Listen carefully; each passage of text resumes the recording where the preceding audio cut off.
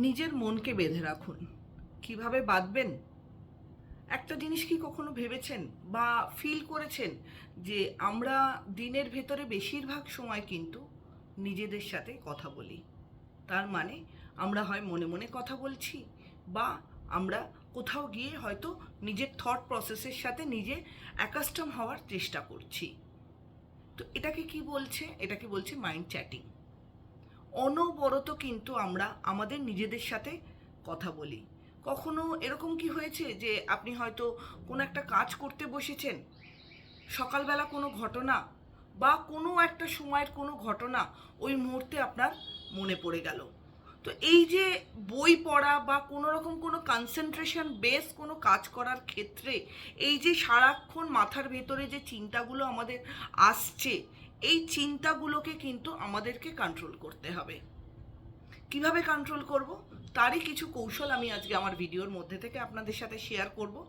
First যেটা করব যে প্রথম ঘুম থেকে উঠে যে জিনিসটা আপনার মনে হয় যে দেবতাকে বা যে ভগবানকে বা যে মানুষকে, মহাপুরুষকে মনে করে আপনি দিনটা শুরু করেন, তাকে মনে করে যে সারাদিন কি কি কাজ আপনার রয়েছে বা তাকে ধন্যবাদ দিয়ে যে কাজগুলো আপনি শুরু করতে চাইছেন, সেই কাজগুলো একটা ডায়েরিতে নোট ডাউন করুন। আর হ্যাঁ, যে স্বপ্নগুলো আপনি কাল রাতে দেখেছেন সেগুলোও যদি জট ডাউন করতে পারেন, আপনার যদি মনে থাকে, তার থেকে তো আর ভালো জিনিস হয়ই না। এভাবে 7 দিন করার পর আপনি দেখবেন যে কোন ওয়েতে আপনার মনটা চলেছে। সে লজিক্যালি চলছে না ইনলজিক্যালি চলছে। আপনার ভাবনাগুলো কি বাস্তবের সাথে রিলেটেড না কোনো অবাস্তব জায়গায়, রূপকথার জায়গায় রয়েছে। তো এভাবে যদি আপনি করতে পারেন আফটার 7 ডেজ, আপনি কিন্তু বুঝতে পারবেন যে আপনার মনের ওয়েটা কোন দিকে রয়েছে। সেক্ষেত্রে আপনি বুঝে আপনার মনের কন্ট্রোল আপনি করতে পারবেন।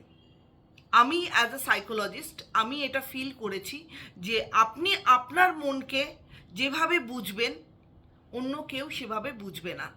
আর মনকে বেঁধে রাখার দায়িত্ব, কোন ওয়েতে আপনি মনকে চালাবেন, সেই ওয়েটাও কিন্তু আপনাকে ডিসাইড করতে হবে।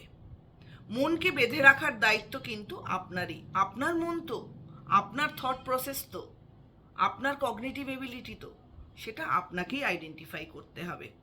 তো এভাবে করে কিন্তু 7 দিন ইউজ করলে বা 7 দিনে যদি হ্যাবিট করে নেন, তাহলে কিন্তু আপনি বুঝতে পারবেন আপনার মনের সঞ্চালন বা কোন পাথ ওয়ে দিয়ে আপনার মনটা চাইছে বা যাচ্ছে।